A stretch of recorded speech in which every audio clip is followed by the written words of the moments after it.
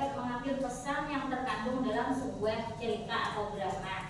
Yang pertama, di situ tokoh dan perwatakan. Biasanya kalau perwatakan itu disebut orang sama dengan penokohan. Apa bedanya tokoh dengan penokohan?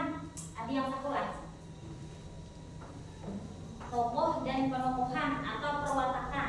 Nah, kalau tokoh itu adalah orang yang memainkan peran. Kalau penokohan atau perwatakan itu betul sifatnya atau karakternya di dalam sebuah drama. Ini keterangannya jelas ya. Tokoh adalah individu atau seseorang yang menjadi pelaku. Pelaku sama dengan pemeran. Tokoh dalam drama berkaitan dengan nama, usia, jenis kelamin, tipe fisik, jabatan, dan keadaan kejiwaan. Tokoh dalam drama dapat diklasifikasikan sebagai berikut. Yang pertama, berdasarkan sifatnya. 1. Tokoh protagonis atau pemeran utama. Biasanya dalam sebuah film, pernah lama nonton film atau drama misalnya tentang Malin Kundang. Nah, itu tokoh utamanya siapa? Ini Malin Kundang. Berarti tokoh Malin Kundang itu protagonis kah atau antagonis kah? Nah, tokoh utama, tapi sifatnya jahat, antagonis. Sebenarnya tokoh utamanya di situ ibunya, karena ibunya protagonis. Kalau antagonisnya Malin Kundang. Ya. Cuma di judulnya aja namanya Malin Kundang, tapi tokoh protagonisnya ibunya lah. Pokoknya bila protagonis itu pasti yang memainkan peran yang baik. Berarti lawanannya jahat, antagonis. Tokoh penentang cerita, ya maksud penentang tuh dia selalu berlawanan dengan protagonis. Terus bagilah tokoh tritagonis, tokoh pembantu baik untuk tokoh protagonis maupun tokoh antagonis. Ini sifatnya membantu saja ya. Biasanya terlibat di dalam sebuah film itu bisa menemani protagonis, bisa antagonis, bisa juga jadi penengah. Biasanya ada kalau film itu kayak itu, ada yang jadi penengah, yang melerai, yang mendamaikan dari konflik yang terjadi antara protagonis dan antagonis. Itu namanya tritagonis. Biasanya ada lagi tokoh figuran, pernah lah dengar? Figuran itu tokoh sampingan yang biasanya di bagian sisi-sisi tertentu saja timbul. Nah, kemudian di sisi berikutnya bisa hilang, tidak lagi timbul pemeran itu namanya tokoh figuran. Berdasarkan peranannya, 1. Tokoh sentra, yaitu tokoh-tokoh yang paling menentukan dalam drama. Tokoh sentral merupakan penyebab terjadinya konflik. Tokoh sentral meliputi tokoh protagonis dan tokoh antagonis. Jadi tokoh sentral ini sudah termasuk protagonis dan antagonis. Nomor 2, tokoh utama, yaitu tokoh pendukung atau penentang tokoh sentral. Lanjut ke tema. Nah, tema itu gagasan pokok permasalahan yang mendasari pembuatan drama. Tema biasanya diangkat dalam drama meliputi masalah percintaan, kritik sosial, kemiskinan, kesenjangan sosial, keberagaman, ketahanan keluarga yang tetap, patriotisme, kemanusiaan, dan hubungan hidup. Setelah tema latar cerita itu merupakan gambaran situasi mengenai peristiwa yang terjadi dalam cerita. Kalau latar itu minta ada 3 lah. Bilangnya kayaknya ada tugas, misalnya latar tempat, latar waktu, dan suasana. Misalnya latar tempat itu berarti menanyakan tempatnya di mana kejadiannya. Kalau waktu itu biasanya jamnya kah, pagi, sore, malam. Kalau latar suasana itu misalnya hening, damai, atau menegangkan. Kalau menonton televisi, film biasanya suasananya menegangkan, atau menakutkan, atau menyedihkan. Itu suasana lah. Terus alur ini sama dengan rangkaian cerita. Rangkaian cerita dari awal sampai akhir pementasan drama. Nah, kalau alur itu pernah dengar ada alur maju, ada alur mundur, ada alur maju mundur. Ini campuran, itu namanya campuran. Kalau alur maju, coba yang catatlah, karena bilanya kita melihat film, kita tentukan ini apakah alur maju dalam film ini, atau alur mundur atau campuran. Coba catat di sampingnya kan. Bila alur maju itu pertama dari pengenalan dulu. Misalnya pengenalan tuh mulai dari masalah baru muncul, terus mulai timbul masalahnya, klimaknya lah, puncaknya, di ujungnya baru penyelesaian. Itu alur maju. Jadi maju itu mulai pengenalan dulu, tapi ada masalahnya baru timbul sedikit-sedikit, terus sampai puncaknya klimaks, baru penyelesaian. Setelah penyelesaian kan habis cerita. Itu bila alur maju. Paham lah catatnya? Pokoknya bisa dipahami dari alur maju itu pengenalan, masalah timbul, terus penyelesaian. Kalau alur mundur kebalikannya.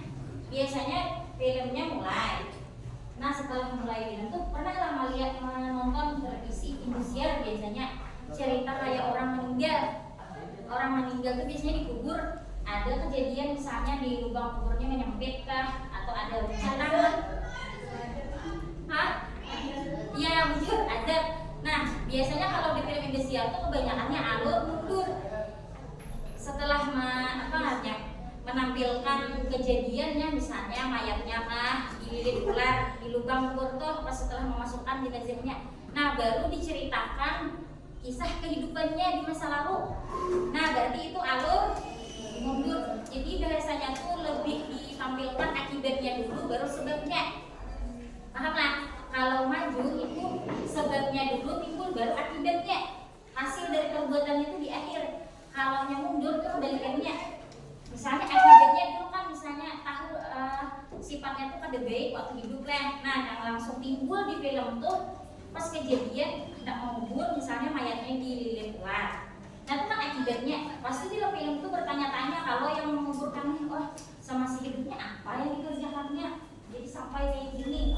Nah berarti kita mengilas balik, menceritakan kisah masa lalunya. Ya kalau jadi bercerita masalah akibatnya dulu, baru sebabnya. Jadi kejadian di masa lalu ketika beliau hidup, baru diceritakan kembali. Itu namanya alur mundur. Paham lah? Nyaman kalau mau identifikasinya. Kalau alur tuh, pokoknya bila alur tuh harus yang tonton dari awal sampai akhir. Waalaikumsalam. Itu bila alur mundur ya. Kalau alur maju mundur biasanya ada di film tuh, misalnya maju dulu lagi dicampur pengenalan, itu masalah. Ada masalah, terus memulai hendak ada konflik atau klimaknya puncak permasalahan, dikilas balik lagi ke zaman dia anak-anak misalnya, atau kisah masa lalunya. Nanti ada ulang sambungan dari kisah yang maju tadi. Nah, alur maju tadi kembali ulang ke akibatnya. Itu namanya campuran. Ada kalau film yang kayak itu, setelah mengisahkan masa lalu kembali pulang ke masa yang sekarang. Ada kalau itu biasanya ada cerita masalah meninggal Pak, ada kalau campuran toh, karena orangnya masih hidup. Kalau biasanya alur mundur itu biasanya kisah orang meninggal kah, atau akibat apakah dari suatu kelalaian atau kesalahan, baru diceritakan kisah masa lalunya. Paham nggak dari alur? Paham nggak? Kebanyakannya biasanya kalau film yang diangkat tuh kebanyakannya alur maju, soalnya mudah dipahami. Ada yang ditanyakan lah sampai sini. Kalau di sini dialog lah karena drama. Kalau drama jelas ada dialog itu kayak percakapan yang tanda titik 2 itu nah, kayak di halaman 33 itu dialog sana ada ya. Kata-kata yang diucapkan oleh tokohnya. Nah, kalau kita mengidentifikasi film, biasanya dialognya langsung diucapkan, tidak ada naskah yang tertulis. Kalau konflik itu jelas pertentangan atau masalah yang dihadapi tokoh utama. Bila kita mengidentifikasi film, nanti misalnya konfliknya apa, berarti dia tahu oh masalah yang diangkatnya apa, itu berarti konflik lah. Kemudian amanat itu pesan moral. Kalau memberi jawaban mengenai pesan moral itu sampaikan dengan kata-kata biasanya hendaklah atau hendaknya atau seharusnya lah, atau bisa juga berbentuk larangan, misalnya ini. Nah, jadi kita memahami apa yang hendak disampaikan oleh si pembuat drama atau pembuat film. Demikianlah pembelajaran kita hari ini. Mari kita simpulkan bersama-sama bahwa untuk mengetahui unsur pembangun drama itu ada beberapa hal. Yang pertama, satu, tema. Apa arti tema? Ya, gagasan pokok atau permasalahannya. Yang kedua, kalau tokoh tuh orangnya, kalau penubuhan tuh sifatnya. Terus yang ketiga, latar tuh suasana ada. Apalagi? Ya, tempat, waktu. Kalau empat, alur tuh sama dengan rangkaian cerita. Kalau alur tuh ada maju, mundur, ya campuran. Yang kelima, konflik tuh bermasalah. Yang keenam, amanat tuh adalah pesan. Iya, pesan yang disampaikan oleh pengarang sebuah drama. Nah, dari pembelajaran hari ini kalian sudah memahami apa-apa saja unsur-unsur intrinsik. Untuk materi akan datang mempelajari mengenai masih drama, tapi belajar mengenai teks ulasan, belajar menilai sebuah film. Nanti film kembali ditayangan cuma lain judulnya. Dari pembelajaran hari ini, Bu ucapkan terima kasih banyak atas segala perhatian dan usaha kalian untuk fokus dalam memperhatikan pembelajaran Ibu. Dari Ibu mohon ampun dan maaf jika terdapat kesalahan dan kekurangan.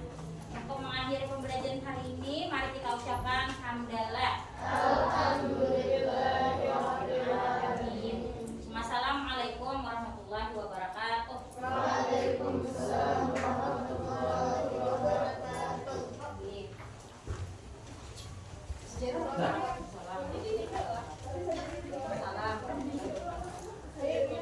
Tadi besok pinanya masuk gini. Ibu kan membesarkan. Bagus saya.